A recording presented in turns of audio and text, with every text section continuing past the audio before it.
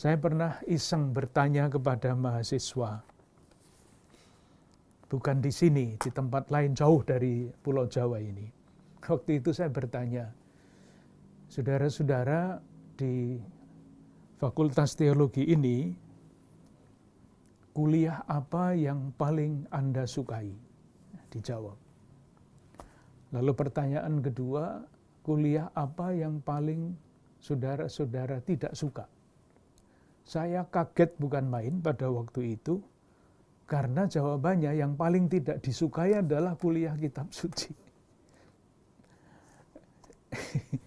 Ketika saya tanya, lah kenapa? Karena yang mengajar itu seorang ahli, mungkin terlalu ahli ya, sehingga mengajarnya itu memakai istilah-istilah dalam bahasa asli, bahasa Ibrani, bahasa Yunani, yang mahasiswa-mahasiswa tidak ngerti apa-apa. Tapi kan kalau sudah pakai bahasa asing itu kan kelihatan hebat ya, padahal muridnya nggak ngerti apa-apa. Dan alasan yang kedua, nilainya mahal katanya. Nah ini pasti yang begini-begini ini tidak sesuai dengan anjuran dari, kalau bisa dipermudah, kenapa dipersulit dengan segala macam istilah itu. Yang pertama, kitab suci di dalam liturgi. Ada satu dekrit atau dokumen Konsili Vatikan kedua yang berbicara tentang liturgi yang disebut Sacrosanctum Concilium. Pada nomor 24 dikatakan bahwa di dalam liturgi kitab suci itu dikutip, dibacakan, dijelaskan di dalam homili, mazmur dinyanyikan, dan dengan ilham kitab suci itu permohonan dilambungkan, doa-doa dan madah dilakukan.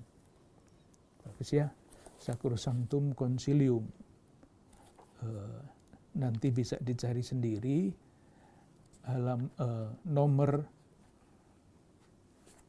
24. Nah, sementara di dalam Dei Verbum artikel 21 dikatakan begini, kitab-kitab ilahi seperti juga tubuh Tuhan sendiri selalu dihormati oleh gereja, yang terutama dalam liturgi suci, tiada hentinya menyambut roti kehidupan dari meja sabda Allah maupun tubuh Kristus, dan menyajikannya kepada umat beriman.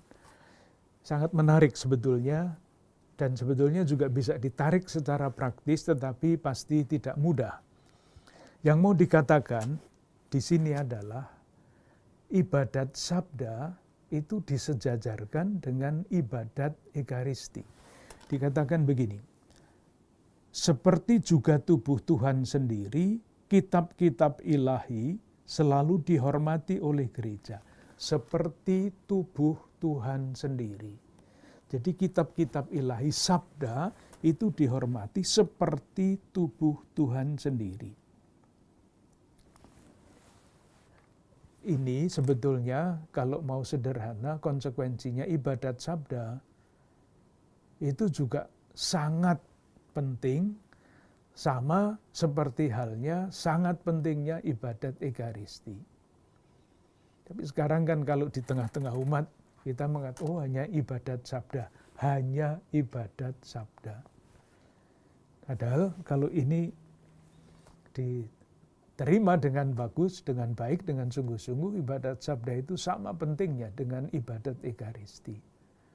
Hanya saja di dalam dokumen mengenai liturgi itu dikatakan bahwa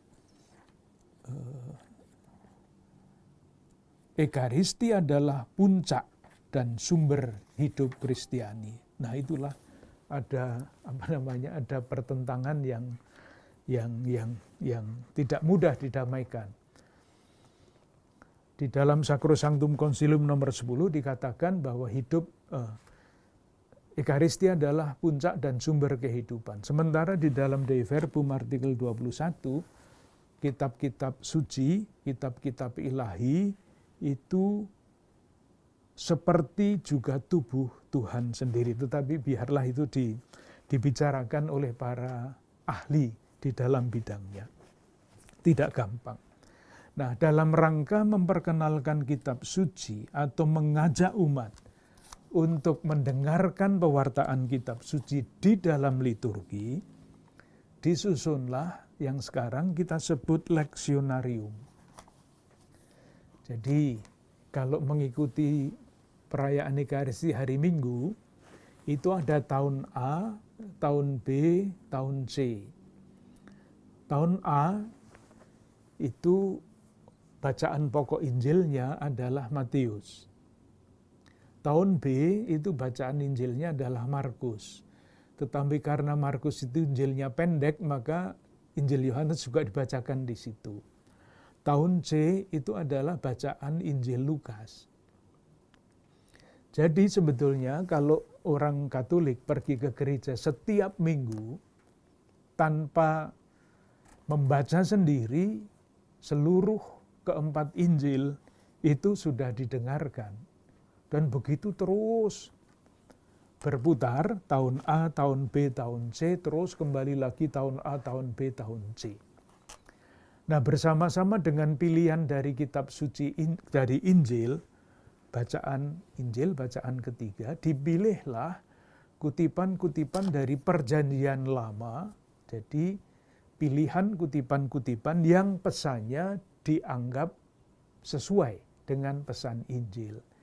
Sehingga bacaan pertama dan bacaan Injil dalam leksionarium liturgi tahun-tahun ABC itu cocok. Sementara bacaan kedua itu diambil dari bagian-bagian lain dari kitab suci Perjanjian Baru yang bukan Injil. Jadi sekali lagi, kalau orang Katolik pergi ke gereja setiap minggu, dalam 3 tahun, itu praktis seluruh Injil keempatnya sudah didengarkan, diwartakan, dan diulas. Dan bagian-bagian Perjanjian Lama yang paling penting, sementara dari bacaan kedua, bagian kitab suci yang lain. Ada lingkaran yang lain, yaitu lingkaran harian, bukan lingkaran mingguan. Ada tahun 1 dan tahun 2. Tahun ganjil, tahun genap. Sekarang pasti tahun kedua.